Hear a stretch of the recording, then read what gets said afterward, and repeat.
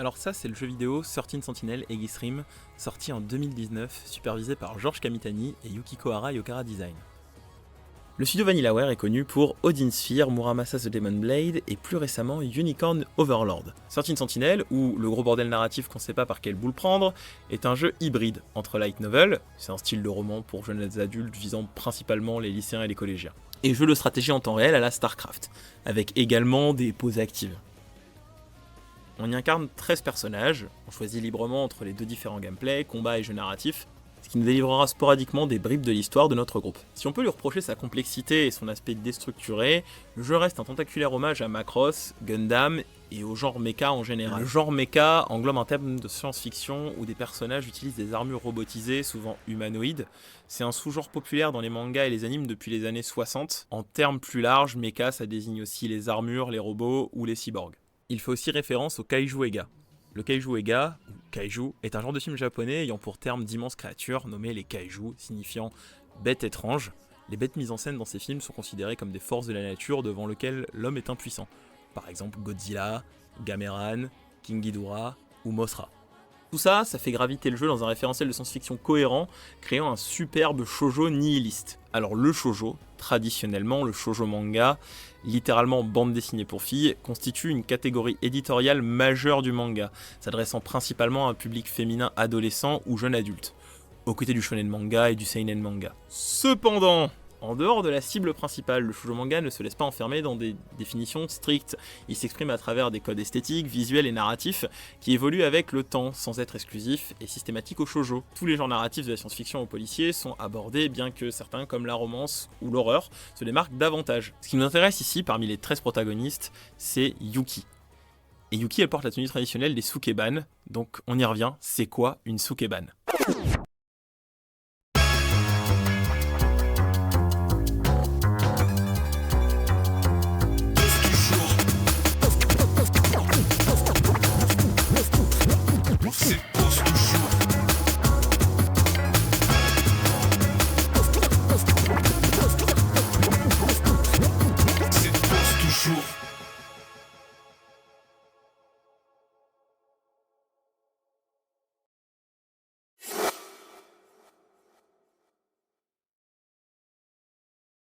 Dans les années 60-70, force d'une présence d'occupation américaine sur le sol japonais, conséquence directe de la fin de la Seconde Guerre mondiale, une contre-culture émerge. Inspirée par les gangs des pays anglo-saxons, apparaissent les banchos, des gangs de jeunes étudiants créant un pic de criminalité sans précédent sur l'archipel, brisant ainsi son image de pays de la convenance. Ces gangs étant interdits aux femmes, les jeunes filles japonaises de l'époque, bien décidées à mettre en avant leur grogne anti-système, décident de former leur propre regroupement. Adeptes de la violence et de la désobéissance civile, les fameuses Sukeban. Il est probable que ces jeunes filles, pour la plupart d'entre elles, soient issues de familles ouvrières confrontées à un manque de perspective d'avenir, face à une impasse et ne trouvant pas d'autre moyen d'expression dans une société qu'elles percevaient comme profondément injuste, ce qui, big time, est toujours le cas encore aujourd'hui. Conscientes qu'elles ne pourraient jamais accéder à des perspectives de vie qu'elles auraient pu désirer, elles mettent à genoux les codes exigés par le décorum japonais.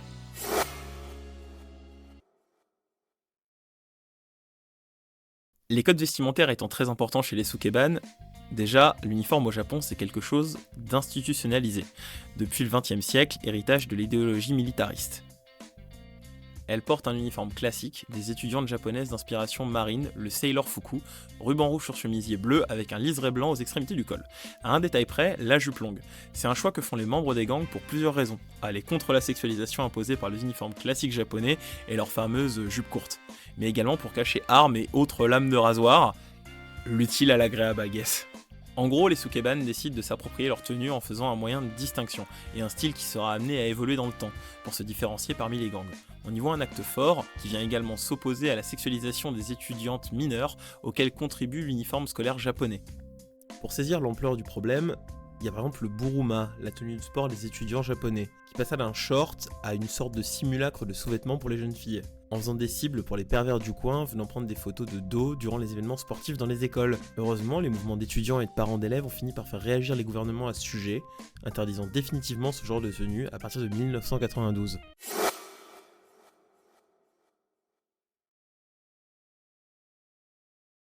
Culturellement, les Sukeban ont créé une vague d'exploitation assez incroyable. Par exemple, le manga le plus connu est Sukeban Deka, un manga publié en 1976 à 1982. On y suit Saki Asamiya, qui pour faire simple, mène des enquêtes et tabasse des mascus avec des yo-yo. Oui, rigolez pas, je relèverai pas le pari de me prendre un yo-yo en pleine gueule par contre. L'anecdote, c'est qu'on suppose que le yo-yo, étant déjà surreprésenté au Japon, cela va inspirer Kirua dans Hunter x Hunter avec ses yo-yo de 50 kg, et même Yu-Gi-Oh! Qui entre deux parties de cartes péta des gangs dans les rues avec ses yo-yo et en mettant des coups de taser dans les côtes. Puis de 1985 à 1987, 3 séries voient le jour. Sukeban Deka, Sukeban Deka 2 Shoujo Tenkamen Desensu, Sukeban Deka 3 Shoujo Nipponcho Denki. Les 3 séries forment un total de plus de 108 épisodes. Alors 108 en 3 ans, hein, c'est pas la cadence de Plus belle la vie, mais on est quand même pas mal. A la suite de ça sort un premier film en 1988, Sukeban Deka, et en 1989, Sukeban Deka Kazama-san Shimai no Gyakushu. Sukeban Deka sera adapté également en OAV d'animation, prenant en compte seulement la 3e partie du manga en 1991. Alors ça y est, tu es contestataire, anti-système, tu représentes des mouvements féministes japonais des années 60-70, à l'instar du moment Human Ribu. Tu as apparemment créé des gangs mythiques qui auraient accueilli potentiellement plus de 20 000 personnes, c'est bon, les gens vont te foutre la paix. Nope. C'est pas l'avis du studio de cinéma Toei qui va lancer la popularisation d'un genre, le Pinky Violence. Alors en vérité, la création du Pinky Violence est antérieure au Sukeban, cependant l'uniforme est amené au sein du genre et devient un argument sexuel supplémentaire, fantasme très répandu au Japon, qui pose d'énormes questions sur l'aspect pédophile. Avec Delinquent Girl Boss en 70 et la série Terrifying Girl High School, qui vont faire passer les Sukeban de figure la plus controversée du pays à l'objet de culture populaire et fantasme sexuel absolu. Donc, l'uniforme sexualisé remanié pour combattre la sexualisation qui devient une nouvelle raison de sexualiser les femmes. Hein ? Pour resituer, l'exemple occidental le plus connu chez nous, c'est chez ce poète de Quentin Tarantino avec son adaptation de Lady Snowblood, qui est Kill Bill, dans lequel on trouve le personnage de Gogo Yubari, qui est l'exemple type de l'érotisation et de l'appropriation des Sukeban. Fini les robes longues, bonjour le kung-fu et les plans culottes. Et donc notre personnage de Sortine Sentinelle, Yuki dans tout ça. Bon, pour des raisons évidentes, il va y avoir du spoil concernant l'histoire de Sortine Sentinelle, mais vu la densité de la chose, cela va être grandement simplifié quand même, car cette vidéo n'a pas de luxe de durer 3 heures. L'idée, c'est que l'intégralité du jeu se déroule dans une simulation qui compile 4 époques. Le passé, au moment de la capitulation du Japon, le présent, étant dans les années 80, le futur proche, en 2060, et l'année 2188, représentant le point de départ de l'univers simulé. George Kamitani, il avait à la base prévu de se faire se dérouler le jeu dans une époque plus contemporaine. Il s'est finalement rendu compte qu'il connaissait foutrement rien au référentiel des codes des jeunes des années 2000-2010, alors quoi de plus facile pour lui d'explorer cette époque si mystérieuse et si peu mise en avant que les années 70-80, durant lesquelles il avait grandi. Chaque personnage représente donc pour la plupart un élément, une icône, un groupe social de la société japonaise de l'époque. Yuki, dans notre histoire, c'est une délinquante violente qui sera changée d'école dans un but d'espionnage et d'infiltration pour le compte d'une organisation qui menace son père retenu en prison. Elle porte la tenue que l'on a précédemment décrite chez les Sukeban, mais également des mitaines de motards, faisant ici référence au gang des motards Bozuzoku. Sa tâche d'espionne la fera retrouver sa meilleure amie d'enfance, qui se dévoile être sa fille en vérité. Ouais non, parce que c'est compliqué, c'est sa meilleure amie, mais c'est aussi sa fille plus tard dans le futur, mais on n'a pas le temps pour ça. Qui est donc écrit comme un personnage fort et protecteur, qui a pour but de retrouver sa gossure coûte que coûte. Il en ressent un personnage positif, un des plus grands esprits de son temps, étant un des personnages à l'origine du lancement de la simulation dans laquelle se déroule le jeu et qui a pour but de sauver l'humanité. Bon, et qu'est-ce qu'on retient de tout ça ? Les divers gouvernements successifs jusqu'aux années 90 avaient vraiment à cœur de supprimer la prolifération criminelle au Japon. Ils ont mis en place diverses mesures, et en particulier la loi anti-gang en 1996, qui a amené à la disparition de nombreux gangs, et notamment chez les homologues masculins des Sukeban.